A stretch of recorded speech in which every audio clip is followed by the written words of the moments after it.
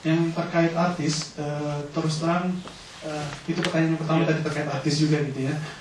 Kalau dari partai kami memang dari PKS kami memang menghindari adanya caleg yang dari artis. Jadi sampai saat ini PKS tidak punya artis yang jadi caleg gitu ya. Tapi memang kemudian artis itu dalam kampanye, panggung kampanye menjadi daya tarik, itulah realita di Indonesia gitu, realita yang ada di masyarakat Indonesia gitu ya. Jadi Indonesia itu lebih kepada pragmatis gitu ya. Jadi memikirnya apa yang bisa didapatkan langsung daripada partai pun daripada pemilu itu gitu. Nah, terkait bagaimana partai itu memanfaatkan artis itu sendiri, itu kembali kepada niat awal daripada partai itu sendiri gitu ya. Jadi itu bukan hal yang primer lah gitu ya kalau dari sudut pandang kami gitu. Tapi di Indonesia itu realitanya seperti itu gitu. Jadi tidak sulit memang untuk, bukan sulit, ini proses yang harus kita lakukan. Tidak, Jerman ini membutuhkan Jerman ya, maaf ya, di Jerman dia bisa menjadi begini gitu ya, proses demokrasinya gitu ya. Jadi tidak ada kampanye di jalan dan terus arak-arakan itu sudah hampir, maaf, tahun 60-an tuh mereka masih begitu kalau nggak salah Pak Willy. Jadi mereka masih pakai speaker itu kemana-mana gitu, ngomong pilih partai saya, itu tahun 60-an. Tapi sekitar mungkin tahun 70-an ya, ketika terjadinya Wendet di Achtung 60er Jahre gitu ya, Achtung 60er Bewegung, gerakan tahun 68 yang mereka melepaskan diri daripada kekangan orang tua dan seterusnya. Nah di situ mulai terjadi perubahan gitu ya. Nah mungkin di Indonesia ini saat ini sedang masa transformasi, umbruh saat kita istilahnya bahasa Jerman. Itu mungkin yang bisa saya sampaikan. Mohon misal. Oke, baik, terima kasih. Selanjutnya Pak Rangga. Baik, terima kasih. Tadi sebetulnya pertanyaannya kalau cukup straightforward, mungkin lebih ditujukan ke PAN kali ya, karena paling banyak nih orang selentingan PAN itu katanya singkatannya Partai Artis Nasional gitu ya. Tapi bukan cuma itu Pak singkatannya. Buat orang marah ini juga ada yang bilang PAN itu Partai Anak Nasionalis. Di NU juga disebutnya Partai Anak Nahdliyin. Jadi intinya memang ya itulah, tadi sudah dijawab. Saya nggak akan menceritakan tentang realita politik di Indonesia. Tapi yang lebih saya tekankan, apa sih politik itu sebetulnya? Bapak pernah bilang bahwa politik is about connecting with people. Oke.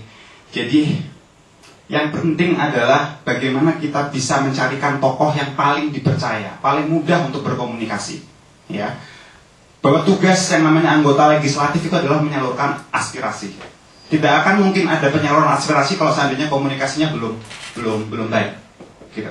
Jadi ada suatu realita. Gini. Jadi misalkan kalau ada kunjungan gitu ya, misalkan ada tokoh dari PAN, Pak Abdillah Duha gitu, sama satu lagi Mandra gitu. Faktanya memang Mandra yang dikerubutin. Atau Marisa Haque dengan Anies Mata gitu. Dia diadakan polling siapa yang menang, orang akan milih Marisa Haque karena dia memang sudah punya karisma gitu. Bahwa memang benar bahwa kita juga harus memberikan pendidikan bahwa caleg itu ya, kalau di PKS tadi ada syarat-syarat apa, misalkan kebanyakan S3 gitu ya, masih PhD gitu ya. Kalau kita cukup terbuka saja lah, siapapun asalkan dia berkemampuan, silahkan biar masyarakat yang menentukan. Sudah banyak orang pintar yang jadi pemimpin, tapi lebih banyak lagi pemimpin yang dilengsarkan karena dia tidak mampu menyapa rakyatnya, dia tidak mampu berkomunikasi dengan rakyatnya. Ya.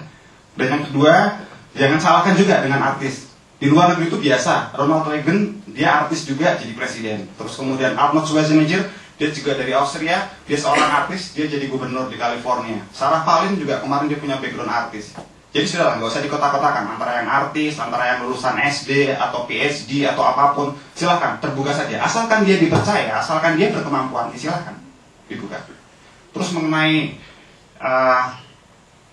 sebenarnya begini, ada suatu cerita ini mungkin sekedar di balik layar ya, kenapa sih dari PAN itu kok banyak sekali calegnya yang artis? Sebetulnya bukan cuma PAN, hampir semua partai pun ada, dan di PAN juga cukup berwarna gitu ya. Dari dulu tuh PAN cukup gigih untuk memperjuangkan sistem pemilu menggunakan sistem suara terbanyak. Yang pertama kali diperjuangkan oleh PAN untuk merubah sistem pemilu itu. Jadi dulu sistemnya itu penentuan anggota legislatif itu ditentukan oleh ketua partai berdasarkan nomor urut. Jadi apa yang kemudian terjadi? Semua calon anggota legislatif rame-rame menjilat ke ketua partai. Mereka bukannya menyapa kepada konstituen, mereka bukannya menyapa kepada rakyat, mereka rame-rame kemudian nempel terus ke ketua partai. Ini yang dilihat oleh PAN sebagai suatu bentuk ketidakberesan. Akhirnya waktu itu kemudian alhamdulillah undang-undang ini diluncurkan, bahwa kemudian mulai sekarang kita akan menggunakan sistem suara terbanyak, dan ini jelas-jelas merugikan partai-partai yang tidak memiliki tokoh-tokoh populis. Jelas sekali itu.